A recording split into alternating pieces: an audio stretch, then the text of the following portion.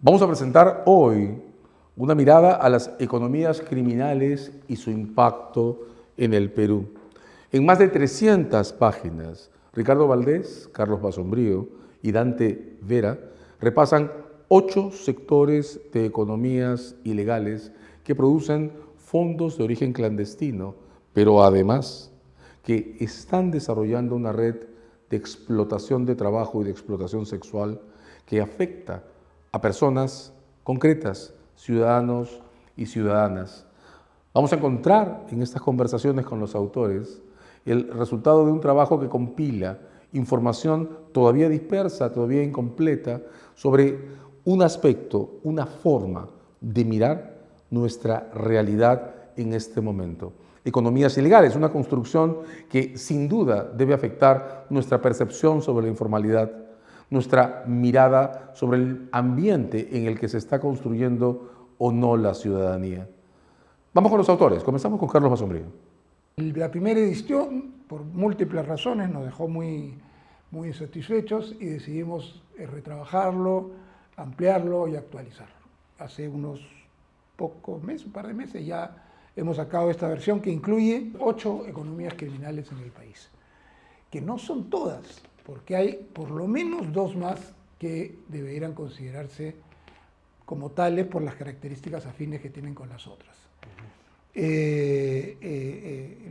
Los temas de esta segunda versión: tala ilegal de madera, contrabando, trata de personas y otra forma de explotación, minería ilegal, adaptado a la versión de un libro compartido, ya no solitos, usurpación y tráfico de propiedades públicas y privadas, todo lo que es las invasiones de terreno, todo lo que es apropiarse de la propiedad del otro, etcétera, tráfico ilícito de drogas, extorsión a pequeñas y medianas actividades económicas, que está en un boom desagradablemente importante, tráfico de fauna de flora silvestre y algunas reflexiones transversales. A esto se le podría agregar todo lo que es piratería intelectual, pero la información es muy pobre y solo hemos conseguido alguna información básica en temas de piratería de software, que no es poco lo que significa la piratería de software, y pesca ilegal. ¿Cuán grave es el problema? Yo primero iría por ahí. Es muy grave. Es muy grave. No solo por los montos, que pueden ser mucho mayores que los que están ahí, sino porque las particularidades de nuestro país no ayudan para nada para que este problema disminuya, sino nuestras particularidades como país hacen que este problema sea más difícil todavía. La poca presencia del Estado en muchas zonas rurales, donde gran parte de las economías criminales tienen lugar, la mayoría, salvo tráfico de terrenos y usurpación, y extorsión, donde hay una predominancia urbana, el resto son básicamente rurales.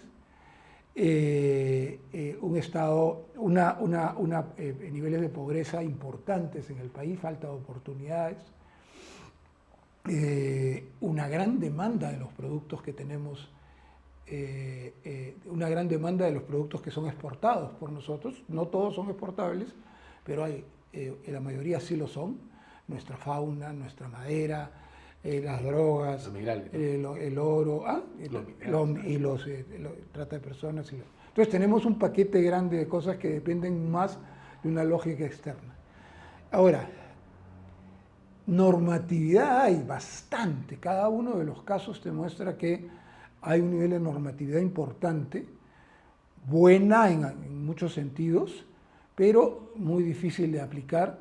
Hay institucionalidad especializada también hay eso, pero creo que donde hay muy poco es en voluntad política, en conocimiento del problema, de la naturaleza del problema y su gravedad. ¿Por qué? Porque además esto choca con muchos intereses concretos, penetra el Estado, ¿no? Entonces lo penetra a distintos niveles. La corrupción de funcionarios es altísima, entonces la lucha contra esto es complicada.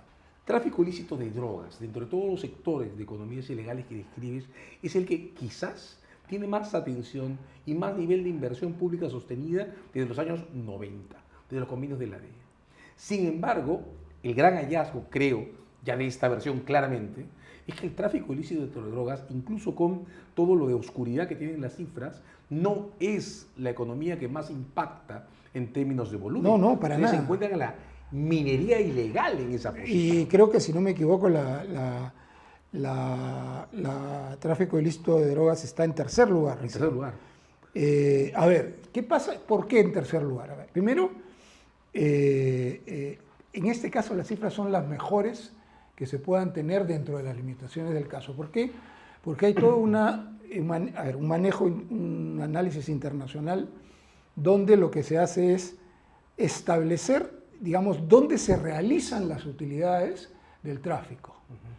Y no me acuerdo si la cifra es exacta, pero en el caso de los países productores queda algo así del 5%. Sí. No me acuerdo exactamente de las cifras. Y el 95% se realiza en el exterior. Esto da cuenta de un negocio de drogas que, empezando en el Perú, da cuenta de más de 100.000 millones de dólares de la cocaína que produce el Perú. Pero lo que queda localmente es, entre comillas, solo 1.100 millones de dólares. Un estimado de solo 1.100 millones. Respecto a lo que se acumula afuera. Claro. En cambio, la minería ilegal del oro, que también tiene una medida razonablemente cercana, porque Macrocónsul hizo un estudio sobre este tema, y hay diferentes formas de aproximarse, pero más o menos hay una coincidencia en que aproximadamente el 30% del oro que produce el Perú viene de distintas formas de ilegalidad que se meten dentro del sistema legal. Mucho que ver con lo que es Chala, recibiendo, donde se procesa el oro, Chala y Nazca, donde se procesan principalmente Chala, el oro ilegal que se produce en muchas partes del país, donde se va metiendo a la legalidad. Y luego figura en las cuentas nacionales, porque salvo circunstancias muy particulares en que el oro sale a Bolivia, todo el oro que sale formalizado, legal. Entonces, la vinculación con el valor del oro te basta para saber, asumiendo que el 30% es ilegal y de repente ahora es más. Y la otra, trata de personas, que también tiene todo mecanismos internacionales de medición que dan una aproximación bastante aceptable. Pero sí, efectivamente la minería es la más grande, la más extendida, está en todas las regiones del Perú, la que más mata, tanto que al capítulo se le pone crece y mata, digamos, al punto que podría competir en ese tema con el narcotráfico. Quiero que la violencia ha mostrado la interacción o la compenetración que hay entre Madre de Dios y Puno, que es algo sobre que quizás se ha tematizado relativamente poco, ¿no? Bueno, toda la salida a Madre de Dios viene por ahí, y digamos, los mineros ilegales de La Pampa, que van a comercializar el oro que producen, tienen que sacarlo por Puno hacia la costa para llegar salvo lo que va por Bolivia, que tiene otras características. Esa es la parte en que el texto, no sé si decir sugiere, pero al leerlo me queda la impresión que estamos hablando de un tejido social en expansión, es decir, todos compartiendo cierta capacidad de consumo y absorción de mano de obra esclavizada o tratada. Bueno, así es, por ejemplo, en Puno, La Rinconada, ahí hay trabajo esclavo, esclavo no en las fórmulas del origen, pero sí... En estas fórmulas actuales. Sí, ¿no? En las versiones actuales de esclavitud moderna, que se llama, ¿no? En Secocha, que tuvo este trágico Huayco, lo mismo. Y ahí la vida no vale nada. No se registran los muertos. Los muertos que ocurren en La Pampa, o en Rinconada, o en Secocha, por mencionar algunos lugares, son muertos que algo sale a veces, pero como es gente que llegó informalmente, no hay registros. Entonces, de todos los sectores, prácticamente de todos, yo diría de todos los sectores, sin embagues, hay una lectura sobre violencia en relaciones interpersonales, ¿verdad? Porque la explotación no es solo de trabajo, sino que es sexual. Por supuesto, esto es en todas las zonas de minería ilegal, esto florece, hay contaminación ambiental. Hay contaminación. Brutal. Hay un modo de gestión abusivo en términos de negocio, confiscatorio en términos de negocio. Hay violencia generalizada territorial, salvo, no sé. O sea, la disputa por territorios, o ahora la penetración de los mineros ilegales con mucho más fuerza que antes, entre los terrenos de lo que son las comunidades nativas, está generando o aceptación de las comunidades nativas, tampoco no hay que idealizarlas, o violencia para los que no quieren, ¿no? Pero también en Tala.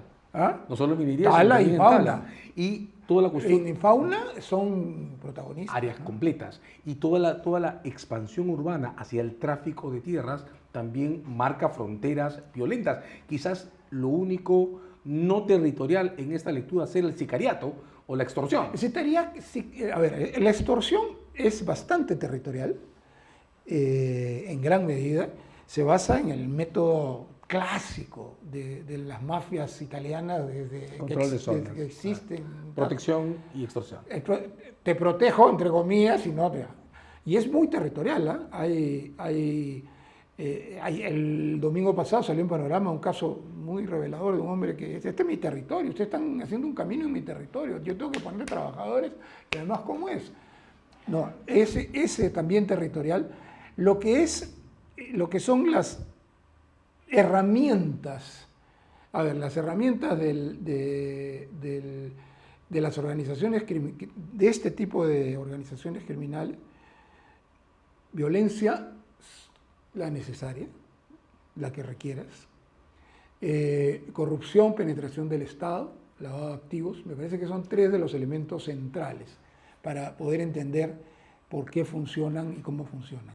Esta estructura está formando un tejido social en expansión y además un tejido con expresión territorial. Donde hay muchos vínculos entre, a ver, si tú pones un triángulo, informalidad, criminalidad, ilegalidad, hay trabases. Hay trabases. Hay trabases. Ese es mi punto. Hay trabases. Es entonces imposible, Carlos, es una pregunta, tratar de seguirse representando la informalidad como un espacio acotado que disputa con la formalidad. ¿Es así? ¿Estamos hablando de una digamos, integrada sobre esto? Fluye mucho de un lado para otro, características diferentes, por supuesto. Pero, por ejemplo, vía el lavado de activos, sectores ilegales que vienen con esas prácticas hacen actividades legales. Gente que está en el mundo legal se beneficia de distintas maneras de esas actividades criminales. Cuando hay crisis económica de la economía legal pasa muchas, como en la COVID, pasa gente mucho al informal y eventualmente a las economías criminales. Territorios y violencia. Ricardo Valdés nos dijo esto. Realmente hemos tratado de manejarnos en un ambiente territorial, pero algo que ya ha trascendido el mundo actual, la territorialidad que sigue siendo muy importante, le ha dejado paso también a la virtualidad. Y en ese sentido hay también un gran negocio armado con todo lo que son imágenes de explotación sexual. La pornografía, digamos, infantil, como se le conocía antiguamente, ha crecido muchísimo. Hay un mercado muy grande a nivel internacional y es reconocido Perú como uno de sus principales proveedores de imágenes. Ahí también adelantamos y aventuramos una hipótesis de cómo el COVID había multiplicado este aspecto porque de la noche a la mañana miles de jóvenes se vieron involucrados con el Internet para poder seguir adelante con sus estudios y muchas familias tuvieron que adquirir un teléfono inteligente para también poder seguir las clases. Y desde ahí es que se ha producido un incremento, tanto en las denuncias, un incremento también en la amenaza, que nosotros hemos testeado, está documentado en el libro, con diversas estadísticas y encuestas hechas obviamente a nivel nacional a lo largo de varios años. Eso abre también otro escenario, como digo, es extraterritorial, porque ya nos empezamos a manejar en el mundo virtual y las cifras son muy grandes y muy difíciles de calcular. Hemos tenido cosas nuevas, no están en el libro explicadas, son materia de otras investigaciones que estamos haciendo actualmente, apoyados con el sector financiero en unos casos, para tratar de hacerle el seguimiento al dinero, pero hemos visto también cómo se ha interrelacionado la explotación sexual digamos, territorialmente hablando, con la explotación sexual virtual. Me explico mejor, es decir, hay explotación sexual de menores que ocurre en, digamos, hoteles, en donde las chicas son invitadas a través de Facebook e intercambian, por ejemplo, el dinero vía una suerte de crédito que reciben de una persona que la va a ayudar económicamente. Hemos logrado monitorear varios de estos avisos en Facebook y hemos encontrado también evidencias de que son las formas de captación nuevas que se están produciendo en el mundo real. ¿Qué ocurre? Cuando se produce el encuentro sexual, esté filmado, y al ser filmado es subido a la Deep o a la Dark Web y es vendido. Y eso es muy difícil de bajar. Eso en realidad, ese material va a generar dinero de una manera inacabable. O sea, eso hasta que finalmente deje de gustar, pero va a seguir dando dinero. Entonces, este es un poco el escenario que estamos viviendo ahora, tanto en el territorial y en esta simbiosis o en esta conexión que hay con las diferentes economías criminales, y en este caso también, por ejemplo, con la extorsión. Regreso un poco al tema del ejemplo territorial.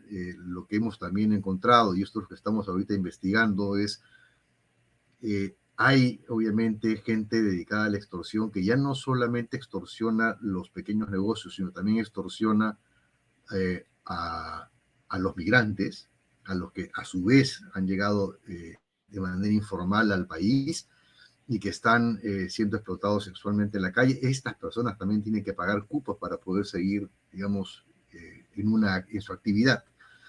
Y bueno, todo se entremezcla, todo se correlaciona. Tenemos una suerte de conexión con sicariato, con extorsión, con explotación sexual, con trabajo forzoso, con piratería, con minería ilegal, con narcotráfico, inclusive hasta con el contrabando también hemos encontrado algunas conexiones al respecto. A ver, creo que un territorio muy interesante para ser estudiado es Madre de Dios, para poner un ejemplo, ¿no? En Madre de Dios, primero hay obviamente conexiones con un territorio dado en donde se entra para buscar el mineral, pero para buscar el mineral tienes que hacer todo un proceso de apropiación del territorio, de apropiación de ese terreno, y eso sigue diversas variables, desde la amenaza a los propietarios o poseedores del territorio o del terreno, o simplemente la apropiación sin más del lugar, y eso se conecta de inmediato con el negocio de la tala, porque necesitan quitar la vegetación del lugar y a su vez sacar algo de fondos, sobre todo si es una zona rica en plantaciones de madera como Chihuahuaco, por ejemplo, que es muy solicitada para parquet y estas cosas, ¿no?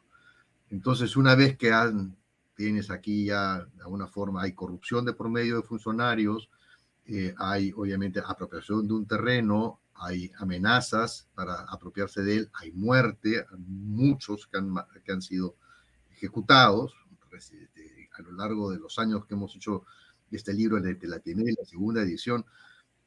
Hay un caso narrado ahí con estos varios guardianes de los bosques que han sido asesinados, ¿no? Sin más, o sea, los eliminaron. Y luego, cuando ya se empieza la producción de oro y en cursos de agua, lo que está tipificado sin más como minería ilegal, el proceso de comercialización también sigue diversas rutas, pero hay también todo un esquema y una estructura de vigilancia privada, que es ya mencionada. Ahí ya está un reportero, Manuel Cayo Quispe, a quien entrevistamos, que nos habla de los guardianes de la trocha. Y estos guardianes de la trocha también tienen que estar relacionados con el Comando Vermelo, por ejemplo, de Brasil. Ellos desaparecen a quien se opone a la actividad minera y desaparecen a quien osa robar el oro ilegal. Dan protección también a los propios mineros. Entonces se crea una lógica de desaparición y muerte asociada al negocio, y eso está documentado por los propios estudios que ha hecho Manuel Cayo Quispe, que tuvo que dejar Madre de Dios ahora con los últimos problemas porque lo amenazaron directamente y fueron hacia su domicilio. Entonces, y con esta rápida pincelada, poniéndote como tema Madre de Dios, que además, cuando empezamos la primera edición, conversamos con el gobierno regional, y cuando terminamos la segunda edición ya no había gobernador regional, precisamente porque estaban involucrados en los temas de Tala, y la DIVIAC había puesto sobre el gobernador la puntería y logró fugar. Hasta ahora sigue fugado el ex gobernador regional de Madre de Dios. En fin, con ello, simplemente con este ejemplo, veo que puede resumir esto que me estabas preguntando, ¿no? De qué manera la violencia, asociada además con la muerte, está relacionada con este tipo de estructura criminal. Los fondos generados por las economías ilegales son fondos de origen clandestino, fondos destinados a ser lavados. Conversamos sobre esto también con Dante Vera, que agregó lo siguiente. En el caso del oro ilegal, a través de una serie de mecanismos, de medios, jugando entre lo formal, lo informal y lo ilegal, termina en dos cuestiones. Una primera, un contrabando de este mineral de oro, vamos a llamarle sucio. Y en segundo lugar, las utilidades de ese comercio terminan siendo dinero ilícito. Y ahí se abre todo el proceso de lavado de activos para incorporar ese dinero sucio a la economía formal a través de una serie de mecanismos, desde el contrabandista o desde el que cambia los dólares en la frontera hasta offshore y paraísos fiscales, etcétera, etcétera, ¿no? Entonces, sí, efectivamente, todas estas economías tienen esa característica, que terminan en un comercio ilícito y terminan en lavado de activos. Cuando se hace un estudio sobre la economía nacional y se separa como si fueran compartimentos estancos, la economía formal y la economía informal, creo que conduce a un error. Este amigo Durán, que falleció hace poco, hizo varios estudios en cómo se traslapan economías diversas en la que los actores económicos juegan, algunos con absoluta legalidad, otros con mayormente legalidad, pero también con ciertos trabajos informales, y otros incluso con formalidad y se van hasta la ilegalidad. Es de ida y vuelta, porque los que producen también el oro ilegal lo hacen a través de mecanismos puramente ilegales, como por ejemplo los mineros que extraen oro en las áreas nacionales protegidas. No, esa es una extracción ilegal. Pero ¿dónde formalizan ese oro ilegal? En las plantas de procesamiento, que pueden ser muy formales, pero por una serie de cuestiones que van desde la corrupción, el compadrazgo, la amistad, o que están enganchados a este tipo de avíos o de préstamos adelantados, terminan lavando el oro, ¿no? Y lo pasan como oro procesado con una serie de papeles fraudulentos, y ahí se limpia ese oro y por lo tanto también ahí se genera el dinero ilícito. Esto ocurre también en otras actividades del narcotráfico, por ejemplo, o la tala de madera, es el mismo mecanismo. Entonces, en conclusión, se traslapan las economías y todo esto es posible por esta corrupción transversal que existe, esta naturalización de la corrupción, y por el control creciente que van teniendo estas economías de las autoridades, pero también de la población, para el silencio o para que trabajen para ellos, y también de los territorios. Esas son las características de estas economías ilegales. Economías ilegales. Como han visto en esta entrega, un sector complejo que está atravesando el país, que está poblando nuestras relaciones sociales de espacios perversos, de opresión, de intercambio por dinero, de explotación, de desconocimiento de los derechos de hombres y mujeres que se ven sometidos a las condiciones que imponen estas prácticas. Hemos presentado en Conversaciones desde la Coyuntura el contenido de este trabajo suscrito por Ricardo Valdés, Carlos Basombrío y Dante Vera. Muchas gracias.